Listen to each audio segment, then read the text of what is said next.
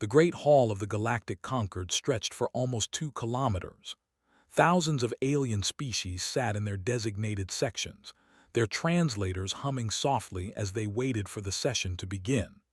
Light from a dying star filtered through the transparent ceiling, casting long shadows across the marble floor.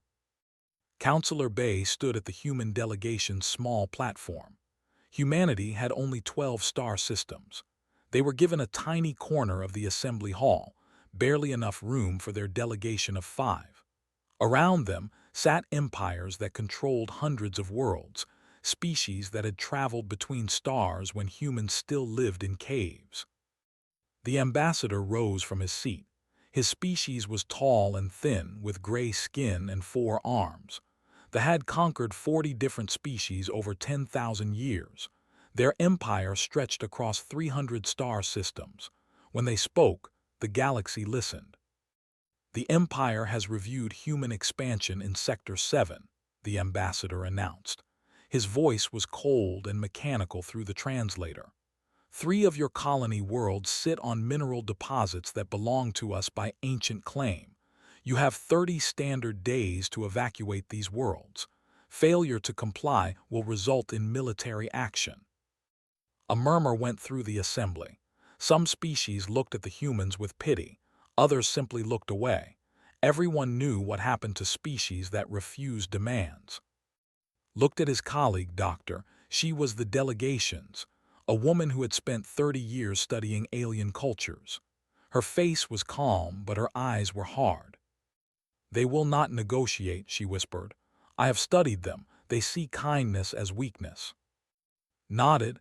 He had received his instructions from Earth just hours ago. The message had been clear. He stepped forward to the speaking platform. The United Earth government has reviewed the demand, he said. His voice was quiet, but every translator in the hall carried his words. We reject it completely. The ambassador made a sound that might have been laughter. You reject it. Little species, do you understand what you are saying? We have 8,000 warships. You have perhaps 300. This is not a negotiation. This is a notice. Did not react to the insult. He simply continued speaking. We do not wish for war. Humanity has always preferred peace. We build, we trade, we explore. We do not conquer. He paused and looked directly at the ambassador. But if the Empire attacks our people, we will not simply defend ourselves. We will bring war to you in ways this galaxy has never witnessed. The hall erupted in noise. Alien species shouted, laughed, and argued with each other. They looked at the humans with what seemed like amusement. A species with 300 ships was threatening an empire with 8,000. The ambassador from the collective, a peaceful trading species, leaned toward the human delegation. Friends, please reconsider. They have destroyed entire civilizations. Surrender your 3 worlds. It is better than extinction. Doctor turned to face him. Thank you for your concern, but you do not understand what we are. And what are you? Survivors, she said simply. After the session ended, requested a private meeting with the ambassador. He agreed, probably out of curiosity. They met in a small room overlooking the stars. Your species is making a terrible mistake, the ambassador said. We have studied you. You have only existed as a spacefaring civilization for 800 years. You have never fought an interstellar war. Your military is small and inexperienced. What makes you think you can threaten us? Sat down across from him. She folded her hands on the table. May I tell you something about my planet? The ambassador waved one of his 4 arms dismissively. If you wish. Earth is what galactic scientists call a death world, began. The radiation from our sun causes cancer in our cells. Our planet is covered in predators, poisons, and diseases. The water that covers most of our world will kill us if we drink it without treatment. We have bacteria that eat flesh, insects that drink blood, plants that release chemicals to kill anything that touches them. The ambassador looked unimpressed. Many planets are dangerous. Yes, agreed. But on Earth, the most dangerous thing was always us, Humans, we killed everything. We hunted the great predators to extinction. We burned forests that had stood for millions of years. We fought each other constantly, war after war after war for thousands of years. She leaned forward. Do you know how humans hunt? We do not have claws or fangs. We are not fast or strong, but we can run for hours without stopping. We follow our prey until it collapses from exhaustion. We call it persistence hunting. We simply never give up. The ambassador shifted in his seat. Something in his voice had changed. Your species has never fought something that evolved on a death world, she continued. You have conquered 40 species, but those species evolved on gentle worlds. They developed in peace. They learned to fight only when they had to. She paused. We learned to fight before we learned anything else. It is in our blood. It is in our bones. It is who we are. You think this frightens me? The ambassador asked. No, admitted. I think you will ignore everything I have said.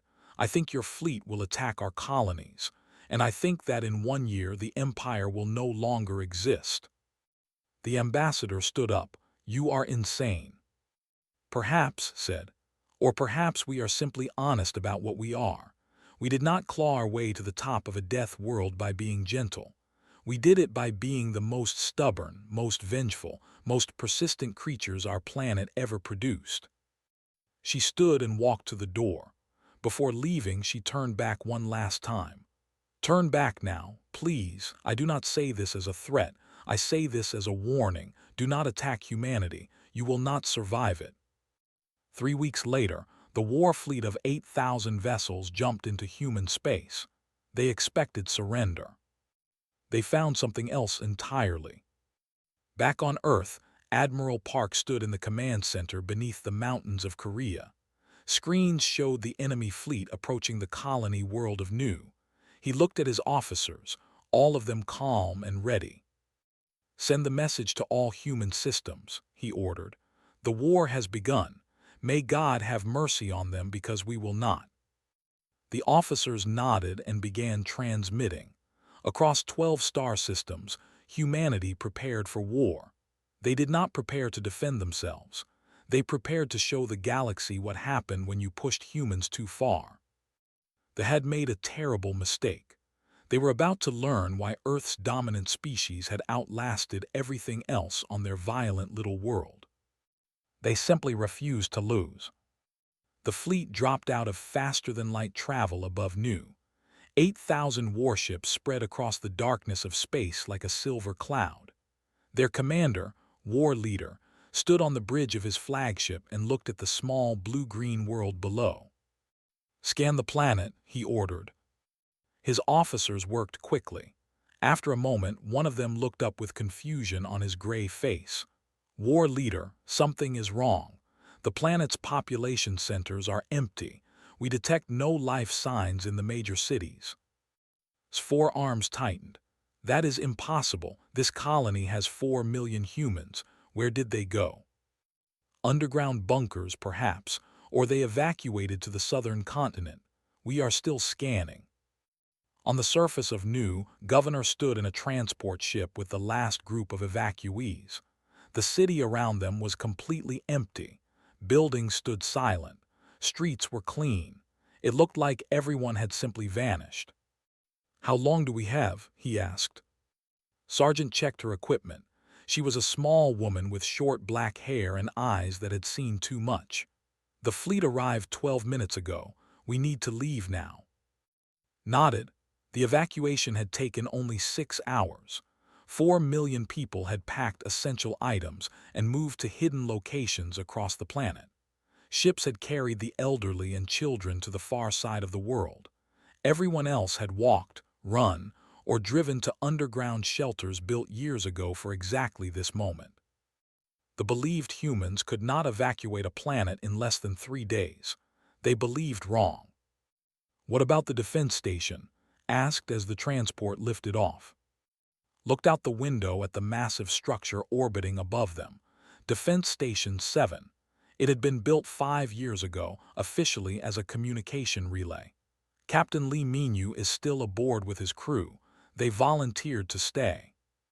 In orbit, Captain Lee Minyu sat in his command chair and watched the fleet approach. His station had a crew of 200. None of them had left. None of them would leave. "Open a channel to the flagship," he said. The communication officer nodded. A moment later, War Leader's face appeared on screen. He looked annoyed. "Human Commander, you are surrounded by 8,000 warships. Surrender your station and tell us where your population is hiding. Do this, and we will be merciful." Minyu smiled. It was not a kind smile. "You were warned, War Leader. Your ambassador was told what would happen if you attacked us. You did not listen." Made a dismissive gesture. "Enough talk. Surrender or be destroyed." "I have a question first," Minyu said. "Do you know what antimatter is?" Paused. Antimatter was rare and dangerous. It was almost impossible to store in large quantities. Most species used it only in tiny amounts for specialized equipment. "Of course I know what antimatter is," said. "What is your point?" "My point," Minyu said calmly, "is that this station contains 40 tons of it." The bridge of the flagship went silent. "You are bluffing," said, but his voice had changed. "We spent 8 years building this station. We spent another 5 years filling it with antimatter. We did this because we knew, eventually, someone would come to take what is ours." Minyu leaned forward. "You should have listened to our warning." He pressed a button on his chair. Every screen on every ship suddenly showed his face. "This message is for every member of the fleet. You have 90 seconds to jump to safety. After that, my crew and I will detonate this station. The explosion will destroy everything within 50,000 kilometers. We do this willingly. We do this gladly. Remember our names. Remember what we did. And remember why." He paused and his voice grew cold. "You were warned." The channel closed. On the flagship, chaos erupted. Officers screamed orders. Ships tried to turn and run. But the fleet was too large, too close together. They had positioned themselves to intimidate the humans, to show their overwhelming power. Now that power worked against them.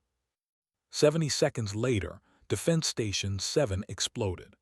The antimatter reaction created a flash of light brighter than the local sun.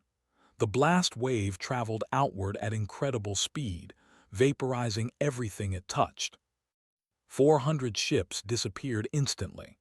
Another 600 were torn apart by debris. Thousands more suffered damage as the shockwave passed through the fleet.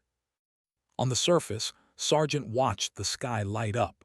Around her, other human soldiers emerged from hidden positions. They had stayed behind while the civilians evacuated. Now they had work to do. "Debris is falling," one of her soldiers reported. "Looks like some escape pods made it through." Checked her weapon. "Good, let's welcome them to New." The surviving who landed on the planet expected to find frightened refugees. Instead, they found soldiers who had been waiting for them. The humans did not fight like any species they had encountered before.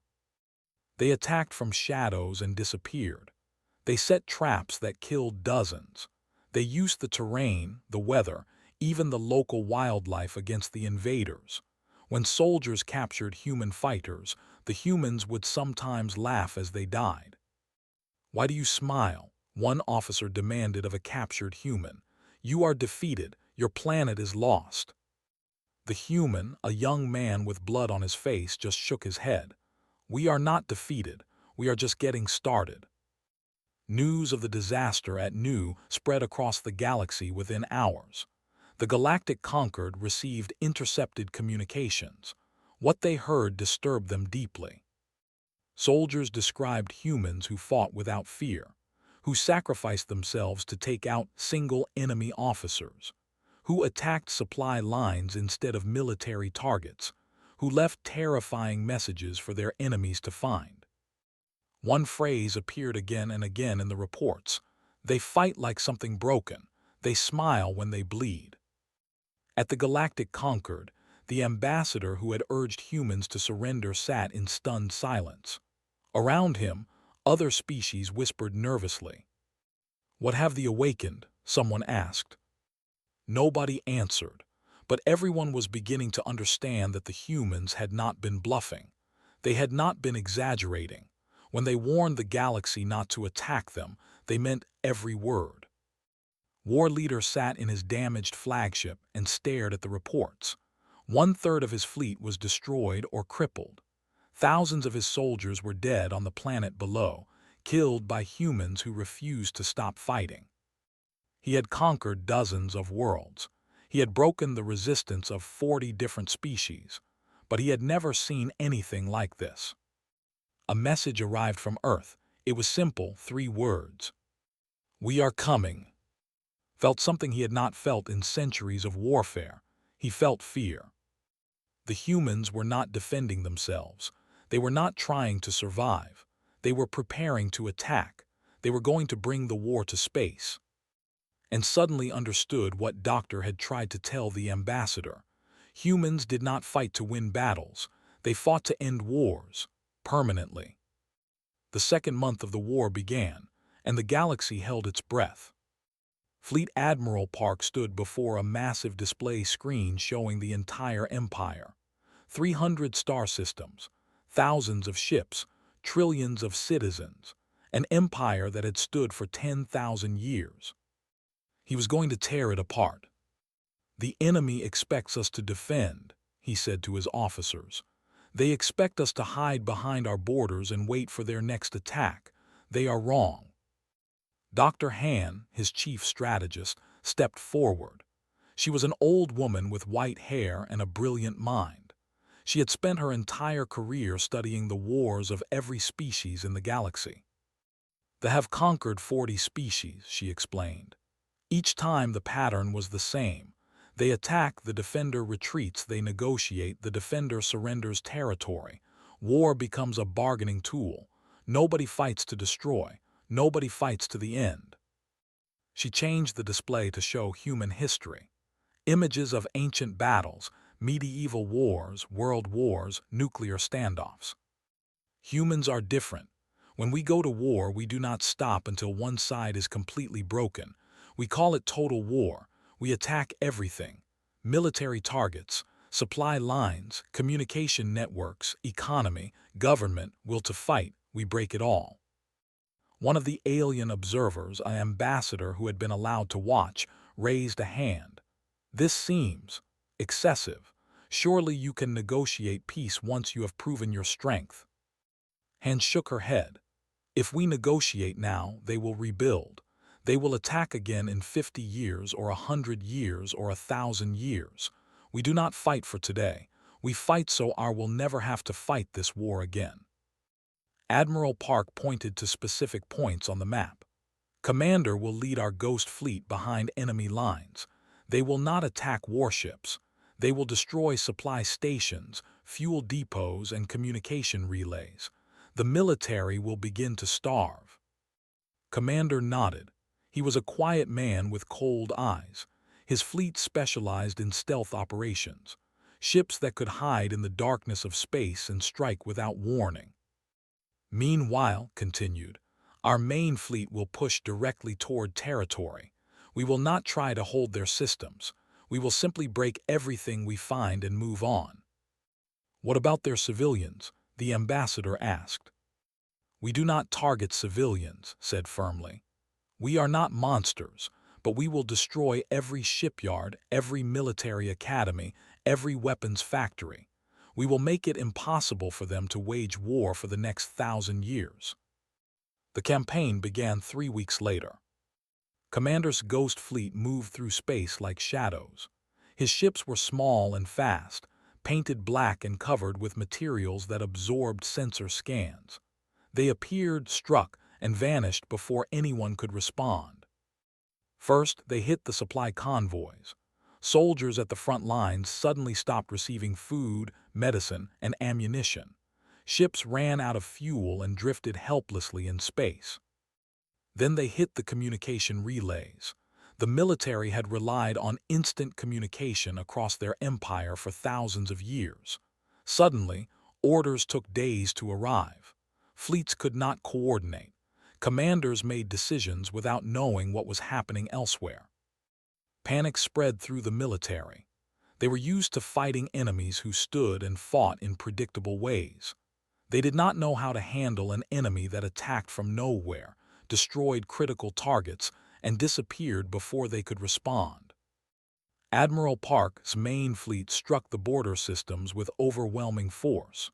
Human ships attacked in formations that seemed chaotic but were actually carefully planned. They used tactics no other species had ever seen. When commanders studied human military history, they were horrified. Humans had spent thousands of years developing new ways to kill each other. They had poison gas, nuclear weapons, biological warfare. They had tactics designed for every possible situation. And now all of that knowledge was being used against them. At the Galactic Concord, Ambassador O addressed the assembly. She was young for a diplomat, barely 40 years old, but her voice carried the weight of humanity's determination. "We offered peace," she said. "The chose war. Now they will learn why humanity survived when countless species on our world went extinct." A representative interrupted. "You are committing atrocities. You destroyed 3 of our shipyards last week. You are targeting our economy, our infrastructure." O turned to face him. "We are targeting your ability to wage war. If you want it to stop, surrender unconditionally." "We will never surrender to primitives." "Then we will keep destroying things until you change your mind." She addressed the entire assembly. "Let me be clear about something. We are not the species from Earth. We are not the fastest or the strongest. Our planet had creatures far more impressive than us. They are all extinct now. Do you know why?" The hall was silent. "Because humans refused to stop. When a species threatened us, we did not retreat and negotiate. We hunted them until they were gone. Every single predator that saw humans as prey is now extinct. Every competitor that tried to take our territory is gone. This is what we do. We persist until the threat no longer exists." She paused to let her words sink in. "The Empire threatened our children, they attacked our homes, they killed our people." Her voice grew harder. "We will not stop until they cannot hurt us ever again. That is not a threat, that is a promise." Other galactic powers began withdrawing their ambassadors from space. Trade agreements were quietly canceled. Military alliances were reconsidered. Nobody wanted to be associated with when the humans arrived. In the void between stars, Commander received a report from one of his scouts. A major agricultural convoy was passing through a nearby system, food for millions of soldiers. "Orders, Commander," his first officer asked. Studied the data. The convoy was protected by 50 warships. His fleet had only 20, but his ships were faster and harder to detect. "We hit them," he decided.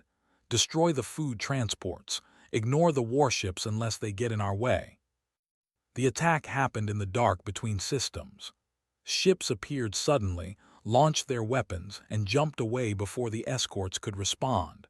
In 12 minutes, every food transport was destroyed. The soldiers at the front lines began to starve. News of humanity's tactics spread across the galaxy. Species that had been conquered by the watched with something like hope. Species that had considered attacking humans quietly changed their plans. One phrase began appearing in diplomatic communications, military reports, and scientific studies. "Do not attack humanity." It was not a request, it was not a warning, it was becoming a rule. They still had thousands of ships. They still had centuries of military experience. But for the first time in 10,000 years they were losing, not because they were weaker, not because they were outnumbered. Because they had never faced an enemy that simply refused to stop fighting. The war entered its 6th month. Human fleets were now inside territory, and they showed no signs of slowing down. Leaders gathered in emergency session. For the first time in their species' history, they discussed the possibility of defeat. "We must negotiate," one counselor said. "They will not negotiate," another replied. "We tried, they said surrender or die." "Then what do we do?" Nobody had an answer. They had started a war with a species from a death world, a species that had survived ice ages, plagues, and endless conflicts, a species that did not know how to quit. Now they were going to pay the price. 8 months after the war began, the human fleet arrived at the High Admiral Shin stood on the bridge of her flagship, the Endless Determination. She was 53 years old, with gray streaks in her black hair and the calm expression of someone who had seen too much death to be afraid of anything. Around her, 2,000 human warships formed into battle lines. They had traveled across the galaxy, fighting through dozens of systems, losing ships and soldiers along the way. Now they faced their final target. The hung before them like a blue jewel against the stars. Billions of people lived there, the center of an empire that had terrorized the galaxy for 10,000 years. "Enemy fleet detected," her sensor officer reported. 3,500 warships defending the planet. They are forming a defensive barrier. Nodded, the still outnumbered them. They had the advantage of defending their home. Any reasonable commander would pause, wait for reinforcements, develop a careful plan. Shin was not reasonable, she was human. "Open a channel to all ships," she ordered, "and make sure they can hear this." The channel opened. Her voice carried across the void of space to every human ship and every defender. "This is High Admiral Shin of the United Earth Fleet. We did not come here to negotiate. We did not come here to make peace. We came here to demonstrate what happens when you attack humanity." She paused, letting her words reach across the darkness. "To my crews, you have fought with courage and honor across 1,000 light years. Today, we finish what the started. Some of us will not survive, but our children will grow up in a galaxy where no one dares to threaten humanity again." She looked at her command staff. Some of them were crying, all of them were ready. "All ships attack." The battle for them would be remembered for centuries. 2,000 human ships charged directly at 3,500 defenders. It should have been suicide. It should have been a massacre. It was neither. Private First Class was a young soldier stationed on the carrier Iron Will. He had joined the military 2 years ago, never expecting to see real combat. Now he stood at an observation window and watched the largest battle in human history unfold before his eyes. Human ships moved in patterns that seemed impossible. They supported each other, covered weaknesses, created opportunities. When one ship was damaged, others moved to protect it. When an opening appeared in the enemy line, dozens of ships exploited it instantly. But what terrified the most was what happened when human ships could no longer fight. A destroyer called Last Breath took a direct hit to its engines. It lost power and began drifting. Any other species would have surrendered. The crew of Last Breath did not surrender. Instead, they used their remaining thrusters to aim their crippled ship directly at a battleship. They accelerated at maximum power. The captain, a man named, broadcast his final words to the fleet. "Tell my wife I love her. See you on the other side." The Last Breath struck the battleship at incredible speed. Both ships exploded. The defensive line developed a gap. Private watched as 2 more destroyers did the same thing, and then another. Human crews were deliberately sacrificing themselves to breach the enemy formation. "They're insane," he whispered. The officer standing next to him shook his head. "No, they're human. This is what we do when our families are threatened." At the Galactic Concord, representatives from every major species watched the battle through long-range sensors. They had expected the humans to be destroyed. They had expected them to demonstrate their overwhelming superiority. Instead, they watched in horrified fascination as the humans tore the fleet apart. Counselor Bay, now the senior human representative, stood before the assembly. His face was exhausted but proud. You asked why we warned against war, he said. This is why. We do not surrender, we cannot surrender. It is not in our nature. When something threatens our existence, we become something else.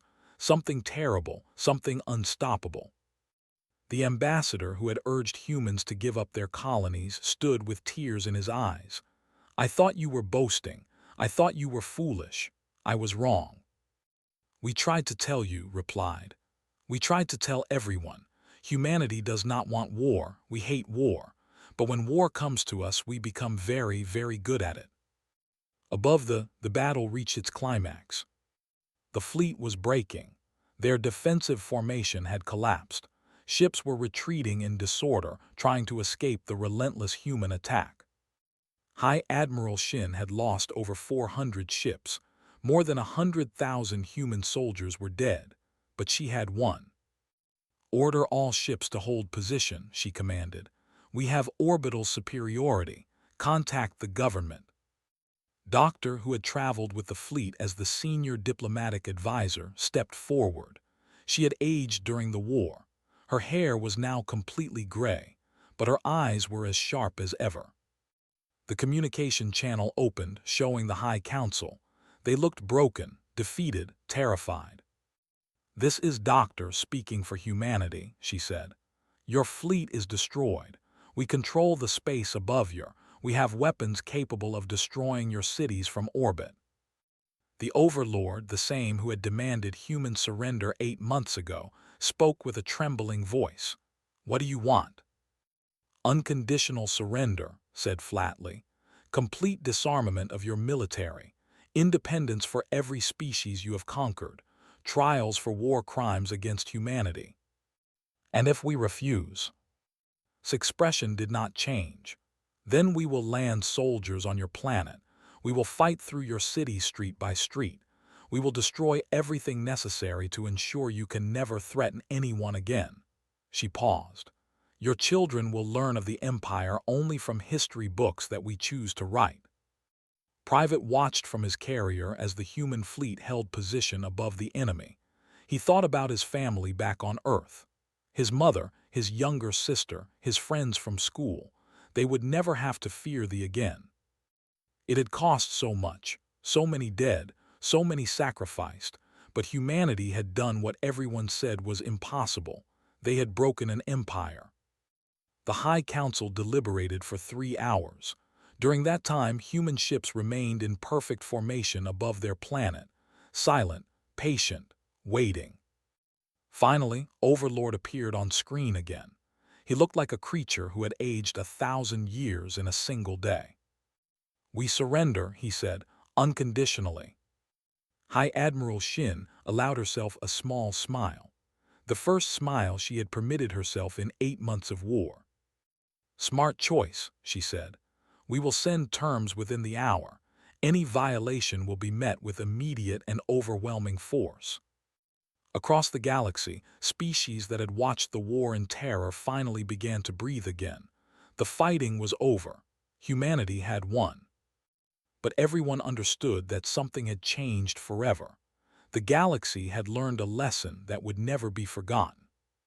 Humanity was small. Humanity was young. But when pushed, humanity became something that even ancient empires could not survive. Do not attack humanity. The phrase spread across 1,000 worlds, carried by diplomats and traders and refugees. It became a warning, a law, a fundamental truth of galactic civilization. Do not attack humanity.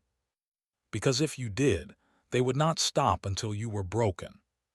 1 year had passed since the end of the war. The Empire no longer existed. 300 star systems that had once belonged to a single terrifying power were now independent worlds, free to govern themselves for the first time in thousands of years. Species that had been conquered and enslaved were rebuilding their civilizations, learning to live without masters. The galaxy was still adjusting to the new reality. On Earth, the memorial gardens of Nu had been completed. Thousands of names were carved into walls of black stone. Captain Lee Minyu and his crew, the soldiers who had stayed behind to fight. the civilians who had helped with the evacuation. All of them remembered, none of them forgotten. Retired Admiral Park walked through the gardens alone. He had resigned his position after the war ended. He had seen enough death to last several lifetimes. A young woman approached him. She wore the uniform of a junior officer. "Admiral Park, the ceremony is about to begin." He nodded and followed her to the central stage. Thousands of people had gathered to remember the fallen. Veterans sat in the front rows, some of them missing limbs, all of them carrying invisible scars. Stepped up to the podium. He looked out at the crowd and felt the weight of everything they had been through. "1 year ago, our enemies believed they could take our homes, kill our families, and face no consequences," he began. "They believed we were weak because we preferred peace. They believed we were primitive because we had not spent conquering others.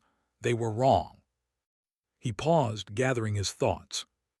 "We did not want this war. We never wanted this war. Humanity has always believed that intelligent species should cooperate, should learn from each other, should build together rather than destroy. But when war was forced upon us, we showed the galaxy what we truly are." He looked at the walls covered with names. "These people gave everything so that our children would grow up safe, so that no empire would ever believe they could attack humanity without consequence. Their sacrifice was not in vain." His voice softened. "But let us not celebrate war. Let us not become what we fought against. We won because we refused to surrender. Now we must show the galaxy that we can be trusted with peace as well." At the Galactic Concord, the situation was very different. President stood at the central podium where, just over a year ago, Counselor Bay had warned the galaxy not to underestimate humanity. Now she was about to accept the most prestigious honor the Galactic Concord could offer. Full membership, a permanent seat on the Security Council, recognition as one of the major powers of the galaxy. "On behalf of the United Earth government, I accept this membership," she said. "Humanity is grateful for this recognition. We look forward to working with all species to build a safer and more prosperous galaxy." She paused, and her expression became more serious. "But I want to add something. Call it a reminder, call it a promise, call it a warning." The massive hall fell silent. Thousands of alien representatives watched her with nervous attention. "We will be your partners in peace, your allies in trade, your friends in exploration. We will share our knowledge, our culture, our dreams. Humanity wants nothing more than to learn from the galaxy and contribute to it." Her voice hardened. "But let this war serve as a reminder to every species in this assembly. Do not attack humanity. We are small. We are young. But we are the children of a death world. We were forged by extinction events that killed most life on our planet. We survived ice ages that lasted thousands of years. We survived plagues that killed half our population. We survived wars that burned our cities and poisoned our lands." She let the silence stretch for a long moment. "We survived all of it, and we will survive anything else the galaxy throws at us. Not because we are the strongest, not because we are the most advanced, but because we simply do not know how to give up." In a private chamber below the assembly hall, former Overlord sat in chains. He had been brought to testify before the Galactic Concord, to explain why his empire had lost to a species everyone had dismissed as primitive. Dr. now Galactic Ambassador for Humanity, sat across from him. She was taking his testimony for the official records. "Tell me," she said calmly, "what did you think would happen when you attacked us?" His forearms hung limp. His gray skin had become pale during his year of imprisonment. "We thought you would surrender like everyone else. We thought you would give up your colonies and accept your place as a minor species. And instead you destroyed us." His voice was hollow. "We did not understand what we were fighting. Every other species treats war as a negotiation tool. You win some battles, lose some battles, eventually you reach a compromise. Nobody actually fights to the end." He looked at her with something like despair. "You did not want to win. You wanted to destroy us completely. You attacked our food supplies, our communications, our shipyards. You turned our own conquered peoples against us. You broke our military, our economy, our government, our will to fight. We warned you," said. "I personally warned your ambassador. I know, I have read the transcripts. You told him exactly what would happen. He did not believe you," laughed bitterly. "None of us believed you. How could we? You were primitive. You were weak. You had never fought an interstellar war. What do you believe now?" Was silent for a long moment. When he spoke again, his voice was barely a whisper. "I believe that your species is the most terrifying thing in the galaxy, not because of your weapons or your ships or your technology, but because of what is inside you. The thing that makes you refuse to surrender even when surrender is logical. The thing that makes you sacrifice yourselves for strangers.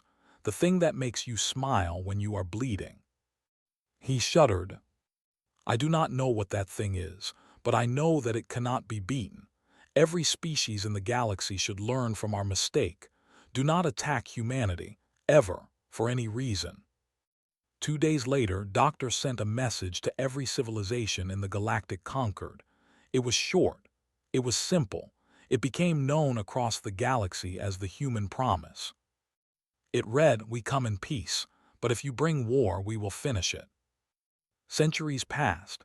Humanity spread across the stars, building colonies on thousands of worlds. They became explorers, scientists, artists, teachers. They shared their music and their stories with species across the galaxy. They were beloved by many. But no one ever forgot what they were capable of. In the academies where young aliens learned about galactic history, the war was studied carefully.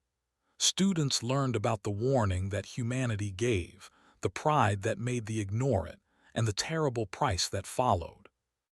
In the diplomatic protocols of the Galactic Concord, one phrase appeared in the section about first contact with unknown species. If the species is human or from Earth, exercise extreme caution in all military matters. In the stories that parents told their children on 1,000 different worlds, humans became legendary. They were the helpful traders who brought medicine to dying colonies. They were the brave explorers who mapped dangerous regions of space. They were the generous teachers who shared their knowledge freely. And they were the nightmare that descended upon anyone foolish enough to threaten them. On Earth, in the memorial gardens of New, the words of Admiral Park were carved into stone at the entrance.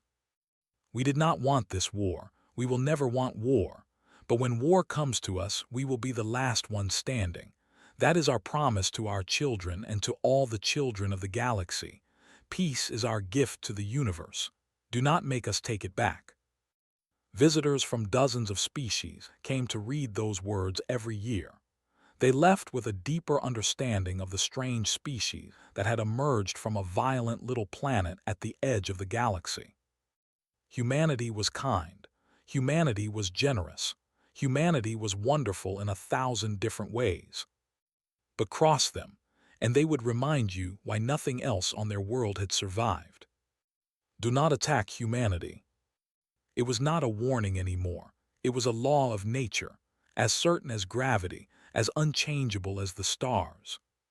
And the galaxy was grateful that they had learned it without having to experience it themselves.